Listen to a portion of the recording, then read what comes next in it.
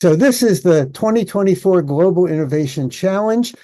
It's 2024 because we've been doing this for a few years, and it's global because it literally involves the entire world. We've got students participating from every time zone on the planet, and it's innovation. And it could be an invention, but it also could be anything involving creativity. It could be an app. It could be an idea. It's something new and different. And I'll talk more about innovations. And it is a challenge. It is a challenge. We are challenging the students to come up with new things.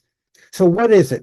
It's an annual event, and it provides students from around the world to share, to compete, and to be celebrated for their brilliant innovations. Once again, that's the goal. The goal is a competition, yes, but it's a competition where we applaud and congratulate everyone involved. All of the students who are participating in this have already proven themselves to be good innovators. It's a two-round virtual event. It's not taking place physically in any one place. The reason we're doing this is because traveling around the world is incredibly expensive and takes an incredible amount of time. And by doing things virtually, we enable everyone around the planet to participate. There are two rounds, and I'll talk about a little bit more about them in a few minutes. The most important thing, though, is you need to register and upload all of your information by the 12th of September. And that's a hard deadline. And please do not try and register on the 11th, because something will go wrong and you won't be able to get registered and you won't be in the event. So please start in very early September at the latest. And then when there's some difficulty or something isn't right, we have time to fix it. Do not wait until the last minute. Eligibility, who can participate? This is for students ages 5 to 19. If you have a student who is taking university courses, that's okay. But from 5 to 19 are the ages. People can register as an individual or as a team of up to 3 people, as a team of up to 3. And let me explain. The reason we're limiting it to 3 is because we want everyone to be part of this event. I have worked with teams that had 20 kids, and there were just a few kids who did a lot of work, and then other kids were just sort of sitting there. The problem is I don't want the kids who were just sitting in the back to feel, oh, I was sitting in the back. I really didn't accomplish anything. With a team of 3, everyone is going to have to make an effort, and then everyone will feel good about what they have done. So don't look at this as a limitation of 3. Look at this as a chance for everyone to participate. And what has happened is these students must have qualified to advance to the GIC from another event, and the students will have participated and learned and grown, and then they get moved on to the GIC. And the innovation must be a unique innovation or something significantly improved on something currently. And that's what an innovation is. It's something brand new or something made even better. And you can only represent one innovation at this event. So even though you're filled with ideas, and that's wonderful, you can't submit 2 or 3 of them. It's just one. Pick the one you think you will do the best at. Okay, what is an innovation? An innovation is something that's new. It could be a new idea. It could be a new method. It could be a new product. It's an innovation. It's new. And it significantly improves other methods. There's nothing in this world that hasn't been done before, but you've come up with a better way of doing it, or a cheaper way, or a faster way, or a safer way, whatever your improvement might be. Okay. And you could be combining different things to make this. You didn't have to invent the wheel out of nothing. People had wheels before the wheel was invented. They were using them as potter wheels. And then at some point, somebody said, oh, I've got this pottery wheel. What if I turn it sideways and put it on the ground? And now we had a wheel that's used for carts. Okay, that's an innovation. It's the same thing, using it in a different way. Submission. This is really important. Okay.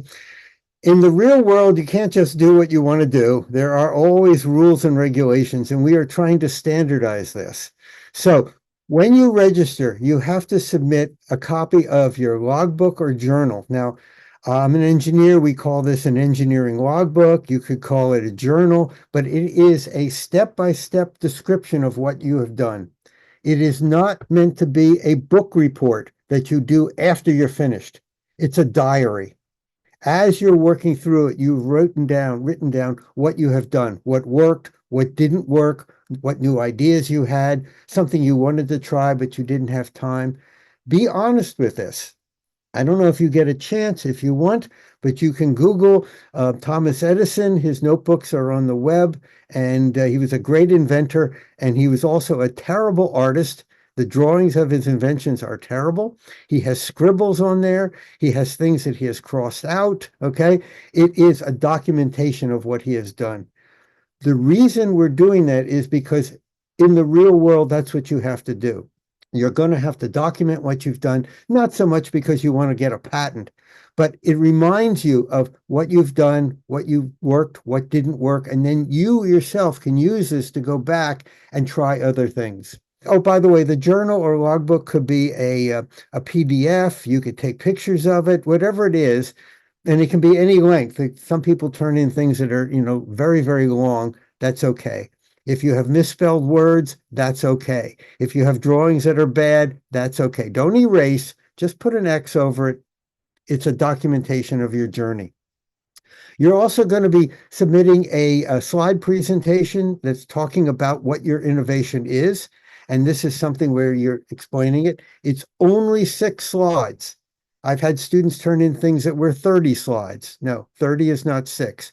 The reason we're doing that is for 2 reasons. One, you're only going to have a few minutes to give your presentation in the live event. And so if it's too long, you won't get through everything. The other issue is it's important to be concise.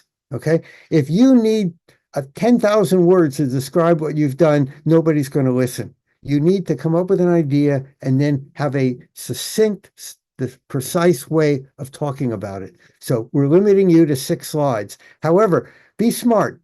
Don't make your first slide just the title with your name and your last slide, thank you, because that only gives you then 4 slides to talk about your innovation. So you can put the thank you down in little letters at the bottom. Okay, you also have to make a 60-second pitch video. And this is where a video, it doesn't have to be any great drama or anything. It can just be something you've done with a computer video or a cell phone. And it's you talking about your innovation and your pitch, explaining to people what your innovation is, how it works. And 60 seconds isn't very long. It can obviously be less than 60 seconds. And if you made it 61 seconds, it's still okay.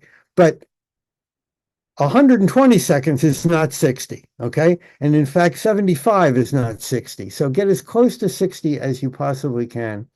And then we want to have a photo or image of the innovation. This is going to help the judges understand what you have. Very frankly, we're also going to be sending out some social media and some publicity, and we may have some pictures of your innovation as part of that. So that's the registration. One thing about registration is you have to do it all in one time. You can't do half of it and then come back. So for registration, you're going to need things like what is your name, your parents' name, your contact information, a short description of your innovation. You can go and look at the registration form and see what is required, but get everything together and then send it off. Okay, also very important. There was some stuff that happened in February and March, but they are past. The most important thing is the 12th of February. You need to have everything uploaded and registered by the 12th of February. Do not do it on the 11th. Do not even do it on the 10th, okay? Get everything done at least a week, 2 weeks before. Get it done early. You'll get it up. It'll all be there, okay? Then after that, we are going to have a group of international judges review all of your materials and make some decisions. And they will then select some students who move on to round 2. Okay. Now, notice I said they selected some students. I didn't say those students were winners. And I don't want to use the word winner because that implies that the students who were not selected are losers. And they are not losers. Very frankly, you are all winners. Okay. But the judges, for one reason or another, selected those particular ones to move on to the next round. Okay. All of the students are winners. You are all going to get certificates and letters of congratulations. You have all done a wonderful thing. I can guarantee you that when Isaac Newton was learning that 2 plus 2 equals 4, at some point he said 2 plus 2 equals 5. Okay. It happens. It's okay. Then on the 13th and the 12th and 13th of October, we're going to have live presentations where you're going to be as part of the Global Innovation Field Trip, and students will be giving their presentations live to not only a panel of international judges, but frankly, the entire world. There'll be people watching from all over the world, and there'll be 3 minutes for your presentation and then 5 minutes for questions from the judges, from other people around the world. It's a wonderful experience. The judges will then go off and make some more decisions. And on the 20th of October, it's Sunday the 20th, we're going to have the award ceremony. Okay. And there's a lot of celebration and awards, and there's prizes and achievements given out to everybody. Some people in the second round will get prizes and awards, but some people in the first round who didn't make it to the second round will also be honored. So this is a wonderful event for everybody. And we have a number of different awards, all kinds of different things and prizes, but just to give you an idea, one of them, and this is not first, second, or third, but one of the possible things is an innovation process. Do you understand? Have you documented how you go about creating and innovating things, identifying the problem, designing, ideating, coming up with ideas, testing, refining, and then redoing it? It didn't work the first time. It didn't work the second or the third or the fourth or the fifth. You just keep doing it. That's the innovation process. Innovation impact. Does your innovation help the world with one person? Or does it help 1,000 people or 100,000 people or maybe the entire world? We have no idea. So we're looking at the impact of what your idea is and how it is going to change and hopefully make the world a better place. And then communications. How well can you communicate your ideas and what you have done?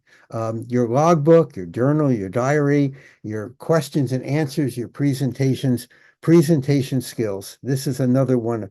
So we have lots of different categories for innovations and events.